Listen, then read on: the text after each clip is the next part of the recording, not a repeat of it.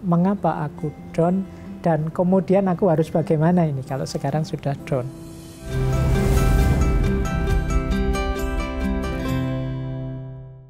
A'udzubillahi minasyaitonirrajim. Bismillahirrahmanirrahim. Robbi a'udzubika min hamazati sayatin wa a'udzubika robbi ayahdurun. Robbi shrahli sodri wa yassirli amri wahlul 'uqdatam min lisani yafqahu qauli. Assalamualaikum warahmatullahi wabarakatuh. Salam sejahtera untuk kita semua. Rahayu, namaste, Om Swastiastu, Namo Buddhaya. Salam kebajikan dan sehat untuk kita semua. Selamat datang di Dialog Positif Plus, dan kita masih berbincang-bincang dengan Mas Fahrudin Faiz. Kita lanjut lagi bincang-bincang seru kita, Mas Faiz. Jadi udah banyak topik nih ya yang kita bahas.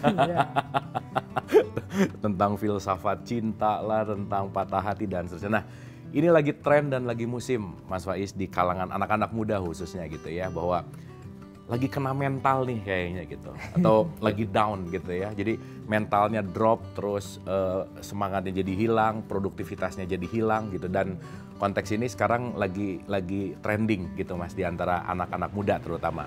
Nah, yang jadi pertanyaan itu adalah kena mental ini apakah memang benar-benar hubungannya sama mentalnya dia gitu, dan down itu apa sih penyebabnya sih, Mas Faiz? Oke, sederhananya kan semangatnya turun. Merasa ndak in lagi, merasa ndak bisa lagi, sulit membangkitkan dirinya karena satu hal, dan sebenarnya manusiawi. Jadi kadang-kadang orang itu ada di titik rendah hidupnya. Jadi orang itu merasa tersinggung, tersentuh, tergoyang, atau apalagi yang membuat dia membuat dia down tentang sesuatu. Jadi yang pertama harus kita baca ya memang manusiawi, manusia bisa begitu. Yang kedua, ini karena kalau bahasanya Imam Ghazali kan mental itu nanti bisa diatasi dengan kekuatan akal. Kolbu yang penuh orientasi ke utara ke selatan itu punya pasukan, punya daya, namanya daya rasional, daya akal. Agar dia terkendali perlu dukungan akalnya, rasionalnya. Maka manusiawi saja orang bisa down, manusiawi saja orang bisa drop, bisa ndak mood, bisa baper, apapun itu. Tapi kemudian akalnya harus hadir. Jadi pikirannya harus tetap jernih, tetap sehat. Berarti setelah saya merasakan down itu, baper itu, yang itu manusiawi, problem selanjutnya adalah kita membaca ke dalam. Mengapa aku down? Dan kemudian aku harus bagaimana ini kalau sekarang sudah down. Kalau tidak dibiarkan saja. Karena betapapun orang yang sedang kena mental ini kan sadar bahwa saya ini tidak seharusnya begini sebenarnya. Setidaknya ada kesadaran itu ya? Oke. Ketika orang sadar bahwa aku kena mental nih, itu sebenarnya paling tidak kan dia sadar bahwa aku tidak seharusnya begini. Tapi aku sulit menghindar dari rasa itu. Maka pertama-tama menurut saya kekuatan rasionya, kekuatan akalnya harus turun untuk menelaah apa sih yang menyebabkan aku down, kemudian mengapa aku begitu, apa seharusnya aku begitu. Kalau sudah ketemu jawabannya, baru seharusnya aku harus bagaimana. Jadi nanti kuncinya di situ. Karena kadang-kadang orang itu agak manja. Jadi di antara cirinya manusia itu kalau bahasa Al-Quran selain egois itu manja, ingin enaknya saja. Idza massahul syarru jazua wa idza massahul khairu manu'a. Jadi kalau ditimpa kesulitan dia berkeluh kesah. Kalau sedang dapat enaknya dia pelit.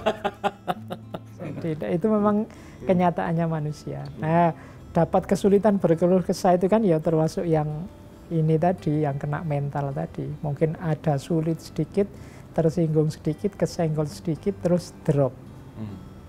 Karena ya manusia itu kan memang ingin nyari enak terus, ingin nyari nyaman terus. Sehingga dia jazua, jadi berkeluh kesah. Aku bete nih, aku kena mental nih, aku drop nih. Pahami saja dulu itu sebagai ya memang manusiawi sih, bisa mengeluh. Tapi problemnya bukan itulah, terus gimana? Apa sudah seharusnya kalau merasa sudah kena mental terus tidak mau lagi ngapa-ngapain? Apa sudah seharusnya kalau memang sudah kena mental itu sudah tidak bisa diatur lagi, tidak bisa diarahkan lagi, tidak bisa disuruh apa-apa lagi, apa memang begitu? Kan itu jadi cara menasihati dirinya begitu. Oke, nah tadi berbicara tentang absennya akal, berarti kan akal tuh lagi nggak berfungsi gitu ya kira-kira. Berarti ketika orang absen akal, disitulah dalam konteks down itu terjadi. Nah, gimana tuh supaya tetap balance antara akal dan mental tadi gitu Mas Faiz? Ya, itu kalau pakai bahasa agama ada istilah tafakur dan muhasabah. Oke. Jadi tafakur itu lebih membaca keluar sekeliling dirinya. Kalau muhasabah membaca ke dalam. Berarti kalau muhasabah melihat aku ini kok bisa down, kenapa? Mental apa yang aku alami? Situasi jiwaku seperti apa? Nah, kalau tafakur, apa yang mempengaruhiku? Sehingga aku bisa begini. Besok aku tidak akan menghindari situasi seperti itu lagi. Jadi caranya dua untuk menghidupkan lagi pikiran. Jadi berpikir dan keluar dan ke dalam. Jadi tentang lingkungan sekeliling kita juga tentang kita sendiri. Mungkin, wah ternyata selama ini aku salah milih circle misalnya. Sehingga gampang down. Circleku orang hebat-hebat semua, aku paling cupu ini. Aku paling Berarti emang salah circle ya? Salah circle. Mending nyari circle yang cupu ya, jadi paling hebat. Level kita sendiri saja, biar nggak terlalu merasa kecil, terlalu merasa itu. Jadi itu hasil muhasabah sama tafakur tadi. Lihat sekeliling kita. Kemudian kalau sudah ya kita melakukan perbaikan, penyesuaian, biar tidak lagi mudah kena mental. Karena betapapun ya manusia punya amanat hidup, punya tugas penuh tanggung jawab, baik level horizontal maupun vertikal pada Tuhan. Kalau kena mental lama-lama nanti kita tidak produktif. Kita tidak tahu jatah kita hidup ini sampai kapan. Kalau kita manja terus dengan berbagai alasan. Kemarin sebelum populer kena mental ada istilah rebahan. Rebahan, ya. Itu pas pandemi ya. Geng rebahan. Intinya jadinya tidak produktif hidup kita. Padahal hidup ini kan perjalanan waktu itu cepat. Kalau kita terlalu berlama-lama main-main dengan kondisi jiwa kita, tidak terlalu serius, nanti khawatirnya jatah waktu kita tiba-tiba habis. Oke.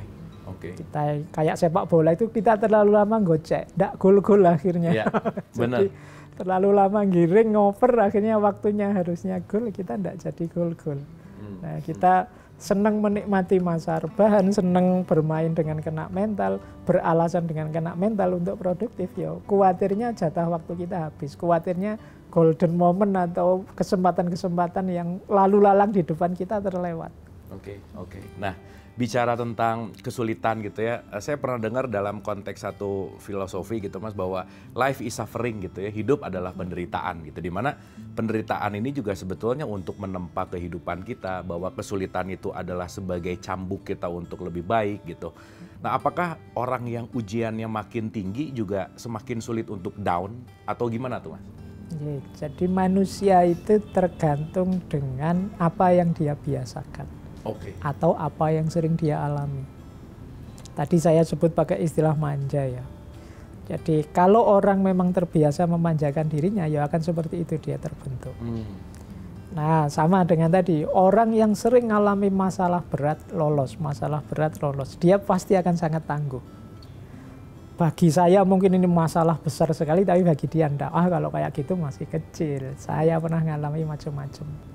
Kalau di filsafat itu ada aliran stoikisme, mungkin Mas Apu sering mendengarkan stoikisme itu ya. Bagaimana kita masalah apapun, ujian apapun, jadi latihan kita untuk jiwa kita tambah tangguh. Jadi disakiti orang misalnya, kalau orang stoik itu ya, kalau saya membacanya bukan sebagai rasa sakit, ya saya enggak sakit. Nah, tapi ini kan untuk bisa begini kan butuh pengalaman. Tidak sekedar pernyataan.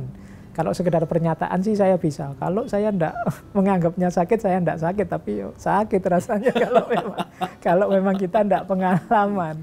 Jadi selain pernyataan, kita perlu pengalaman untuk ini. Tidak sekedar begitu ngerti teorinya terus kita bisa begitu. Dalam jangka waktu tertentu, maka rasa sakit yang semacam itu jadi biasa sudah. Terima kasih Mas Faiz, dan mungkin kita akan berbicara tentang bagaimana mengatasi kena mental. Kita akan bahas setelah ini.